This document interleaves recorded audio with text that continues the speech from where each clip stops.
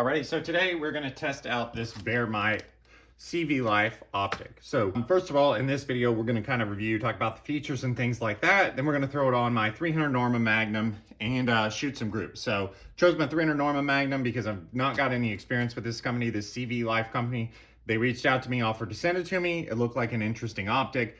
It runs about $200 to $300. So, you know, first focal plane, 6-24, I thought it would be worth trying out. So as you can see here, this is what comes in the box. You get a user manual, which has a couple of batteries, a throw lever, a cleaning cloth. We have a cap on each side, and then it also comes with some rings. Now, these are pretty tall rings. They look like, you know, good rings, but they're a little taller than I wanted to use. So I ended up using these Discovery rings. I believe they're DGP R3, which they also sent me. It has a cool little diving board as well, and again, just the perfect height for the setup on the 300 Norma Mag. That's why I used them. These look like good rings. I think they'd work just fine.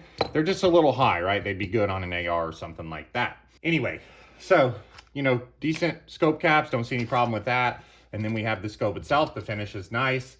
We have our, our typical fast focus eyepiece, throw lever, the illumination, parallax, turrets, things like that. So far, right, if I get you a close-up of our turrets here, they are zeroed, right? We do have pretty darn good clicks, right? There's no play. They're exactly the way that you'd want them to be, right? The only thing I would say is I would like this arrow to extend so I can actually see it touch the line. But other than that, right, I've got no problem with it. The windage is the same way, right? We have good clicks, they're labeled, right? Like, no problem with that. Again, the arrow could extend just a little closer just to make it easier to see. But I got no problem with that. They all work like they're supposed to. We have parallax that is pretty smooth. It's not super stiff. We go from 20 yards, right, all the way up to infinity. So, and then we have our illumination, which I've actually not even put the batteries in it. I never use illumination, but for you who want to use illumination, it is there. Then we have our magnification, which again, it's smooth. It's, the resistance you would want it to be. And again, that's not with the throw lever end. So I got no problem with that at all. Like, it's, I guess as we get, there's a little more resistance down through like 6, 7, 8, but in the ranges I'm going to use it, 10 to 24, it's super, got no problem with it. If we pull off our turret cap, which these type of turrets are my favorite type of turrets, where they just have not an Allen's on the outside, but they just have one in the top there. If I'm on the range or something, I'll just use a piece of brass, but on the bench here, right, a quarter works perfect. It does scuff up the finish there, but it's an optic, right? This isn't a beauty contest here anyway. But, taking this off, piece of cake, and then it's got the zero stop ring. I've not set it up yet. Oh, actually, it comes with a little tool too, so that'll be kind of cool. Let me go ahead and pop the zero stop ring in. The other thing is it comes with 2 batteries, which is kind of nice. So let's pop our accessories in here. Let's pop our throw lever in, which just comes like this. It's just a screw in throw lever, which, is nice because then you don't have to buy an aftermarket one. Put that sucker in there. And then we have our zero stop ring. So let's see, this looks to be quite simple to use. Zero stop ring, right? I've never used one like this. I'm guessing that just goes. So we just pop that zero stop ring on and we'll put the cap back on. We'll tighten her up. Okay, so now we can go up, right? But we stop right on 0. Let's see how many clicks we have. Right, so we have, I guess that's actually 25 per revolution. So there's 1 rev.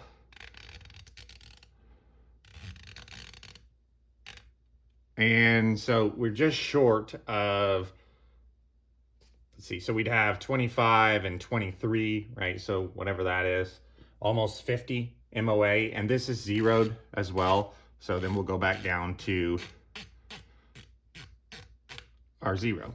So, you know, really nifty zero stop. We still have close to 50 MOA of elevation, so I got no complaints there. So, as far as glass looks, it's pretty clear. I feel like it's just a little less crisp than what I would, you know, ideally like as far as that, you know, crisp on edge and things like that. But we're gonna throw up the trigger cam on the 300 Norma Mag, and I've started to get the trigger cam pretty well dialed in. It looks very similar through the trigger cam to what I'm seeing, just a little bit degraded through the trigger cam. So far, so good. Let's get out and let's test the optic on a big heavy recoiling rifle, and we'll see how it does. So far it looks pretty good. Again, these are gonna be my first shots to it, so I don't have any experience with the company itself, but let's go check it out. All right, so we're out here on the range. We're just gonna go ahead and sight this in that 6-24 we just talked about.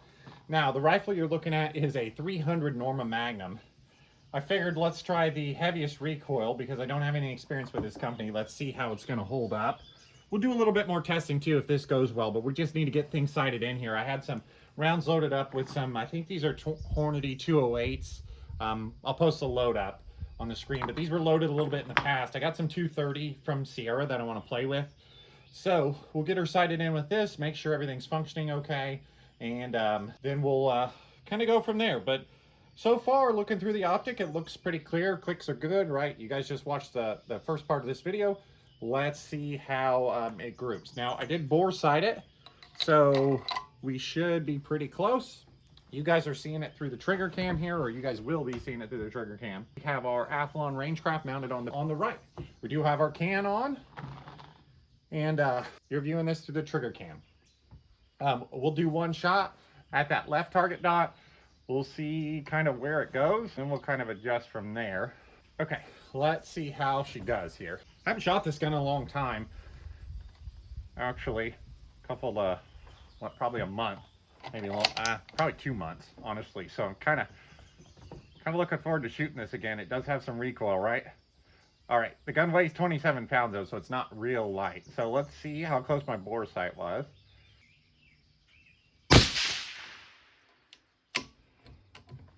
Not too far off. That was 28.43. Let's go ahead and adjust, right? So this is the first focal plane scope. So from our point of aim, oh, this is an MOA scope though, I forgot, isn't it? 4 MOA low.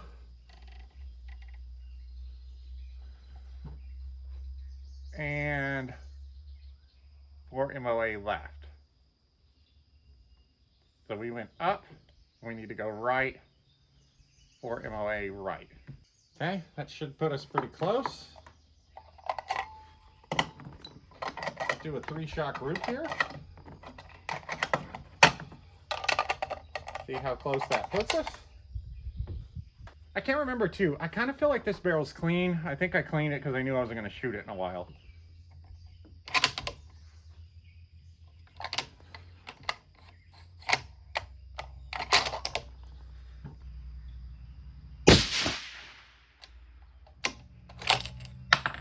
Pretty close.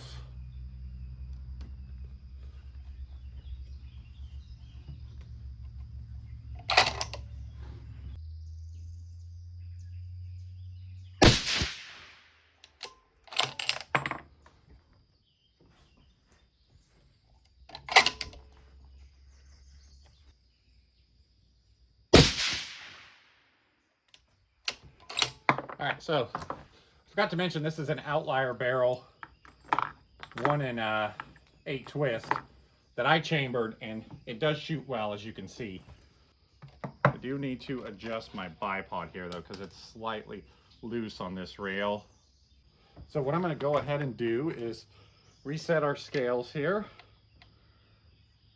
which is quite easy, right? We're just going to use a piece of brass there on top. Okay, and same thing on our windage turret, and we should be zeroed. Now we were getting a decent amount of mirage, which kind of surprised me. I have 2 suppressor covers on there because, well, quite frankly, this can is pretty small for shooting this big a cartridge. Okay, let's do a 5-shot group here. See how close to zeroed we are.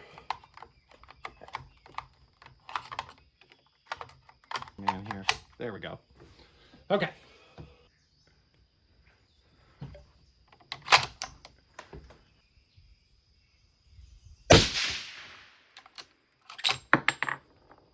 One.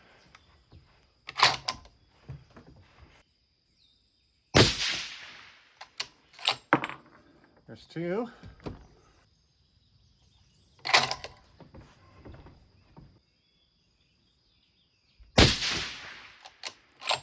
There's three.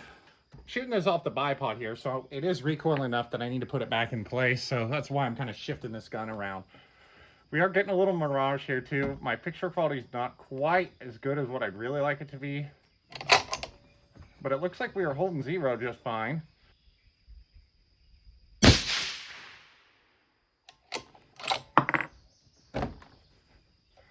Okay, and our last one here.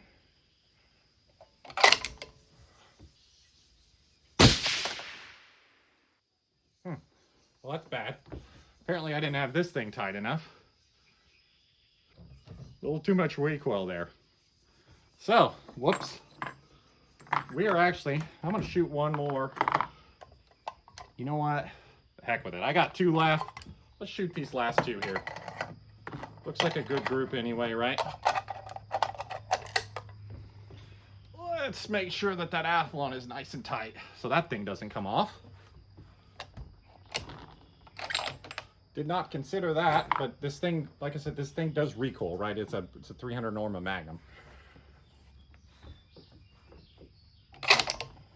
We did miss one shot, so when the athlon fell off.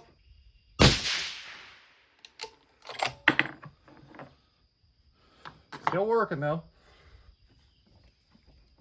Okay, last shot here. So, looks like even with enough recoil to knock the athlon off, the CVLIFE still holding zero. Oh, and I did just kind of just leave that one off to the left there. Ever so slightly, didn't I? But still, right, like it looks good. As you guys can see now, we're getting a little mirage. But for, I think this is like close to a $300 optic, right? First focal plane, like it's definitely got usable glass. You know, I've been using some stuff that's really expensive. You know, Schmidt and Bender, that's like a $4,000 scope. Is this like that? No, right? But it seems like it tracked, right? I was able to get it to zero. It's withstood this recoil of this 300 Norma Magnum, which again, knocked my athlon off. Anyway, speaking of the athlon here, we ended up with 11 shots because we missed the one when the athlon fell off. We had an average of 28.73, SD of 9.8, and an ES of 37. Again, I believe that included a cold bore shot. And again, you know, like this is some old rounds that I loaded. So really happy so far. We're going to leave this on here a little bit and play around with it. I got some 230 grainers we're going to shoot. So far so good for the CVLIFE.